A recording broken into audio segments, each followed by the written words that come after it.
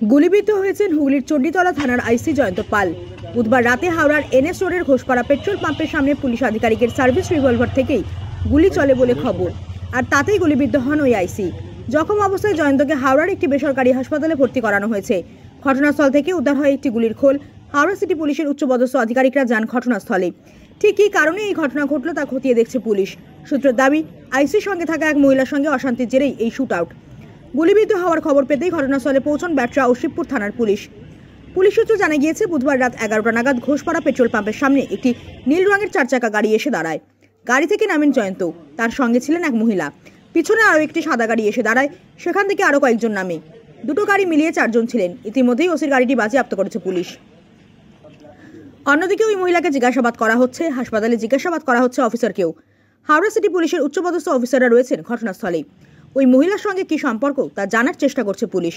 ঘটনার তদন্তে নেমে ইতিমধ্যেই ওই মহিলাকে জিজ্ঞাসাবাদ শুরু করেছে পুলিশ। হাসপাতালে জিজ্ঞাসাবাদ করা হচ্ছে ওই আধিকারিককেও। ওই মহিলার সঙ্গে জয়ন্তর কি সম্পর্ক তাও খতিয়ে দেখছে পুলিশ।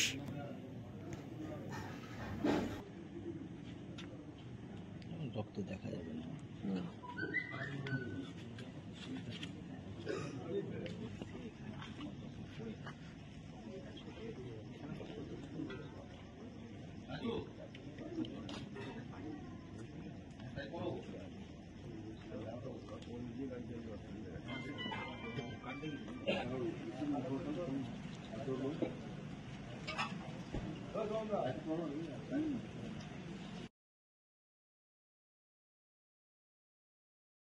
পুলিশের গাড়ি লেগেছিল। কোথায়? হাতে? হ্যাঁ, হাতে। আচ্ছা, আর মহিলা কোথায় পড়েছিল? মহিলাটা গাড়ির মধ্যেই বসেছিল, আর বাড়িতে পড়েছিল? বাট মহিলার পুরো মুখে রক্তে ভর্তি ছিল। আচ্ছা, কে গুলিটা কে করলো সেটা কি দেখা গেল? না, গুলিটা কে করেছে, আদৌ গুলি চলেছে কিনা সেটাও বলতে পারছি না, সেটা জানিও না। আচ্ছা, জাস্ট কথায় কথায় এসেছে যে গুলি চলেছে। আচ্ছা, তা তুমি তারপরে কি করলে? আমরা ওই জল ফল দিলাম, দিয়ে তারপরে বললাম যে গাড়ি নিয়ে চলে যাও। আপনি কি সামনে ছিলেন তখন? ওসি উনি কি পুলিশের কার্ড দেখিয়েছেন? হ্যাঁ, উনি পুলিশের কার্ড দেখেছিলেন। মানে যার গুলি লেগেছে? হ্যাঁ। কি বললেন উনি?